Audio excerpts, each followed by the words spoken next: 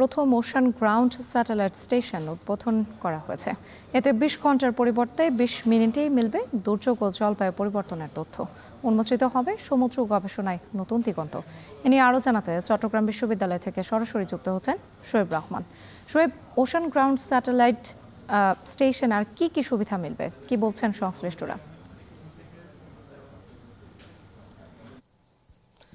রাত্রি বাংলাদেশের ১,১৮,০০০ বর্গমাইলের সমুদ্র সীমা রয়েছে এবং সেই সমুদ্র সীমায় কিন্তু ব্যাপক অর্থনৈতিক সম্ভাবনা রয়েছে, যেটাকে আমরা ব্লু ইকোনমির সম্ভাবনা হিসেবে অভিহিত করি এবং সরকারও কিন্তু সেখানে ব্যাপক কর্মসূচি নিয়েছে সেই ব্লু ইকোনমির সুবিধা নেওয়ার জন্য। কিন্তু বাংলাদেশ এই পর্যন্ত সমুদ্র সংক্রান্ত যে সকল গবেষণার তথ্য সংগ্রহ করত সেগুলো কিন্তু বিশ্বের নানান দেশ, বিশেষ করে যুক্তরাষ্ট্র, ভারত সহ অন্যান্য দেশ থেকে কিন্তু সেই তথ্যগুলো সংগ্রহ করতে হতো স্যাটেলাইটের মাধ্যমে।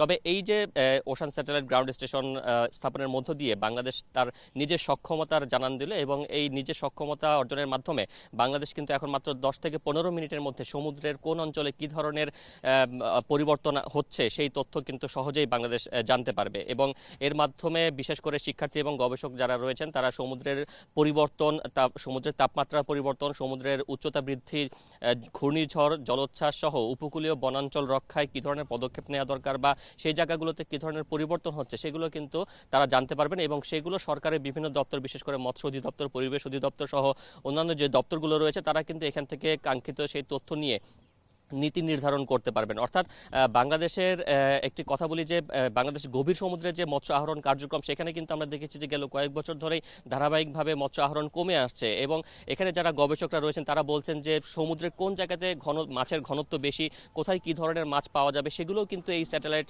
গ্রাউন্ড স্টেশনের মাধ্যমে তথ্য পাওয়া যাবে এবং সেই তথ্যগুলোর মাধ্যমে নাবিক তারা জাহাজ চলাচলের ক্ষেত্রে যেমন সহযোগিতা পাবেন, তেমনিভাবে যারা জেলেরা রয়েছেন, যারা গভীর সমুদ্রে মৎস্য শিকার করেন তারাও কিন্তু তথ্য পাবেন। অর্থাৎ বাংলাদেশের যে ১,১৮,০০০ বর্গ মাইল যেই সমুদ্র সীমা রয়েছে সেই সমুদ্র সীমার মধ্যে বাংলাদেশের যত ধরনের অধিকার রয়েছে সবগুলোর প্রতিষ্ঠা করার জন্য কিন্তু এই স্টেশনটি যথাযথ তথ্য দিয়ে সহায়তা করতে পারবে।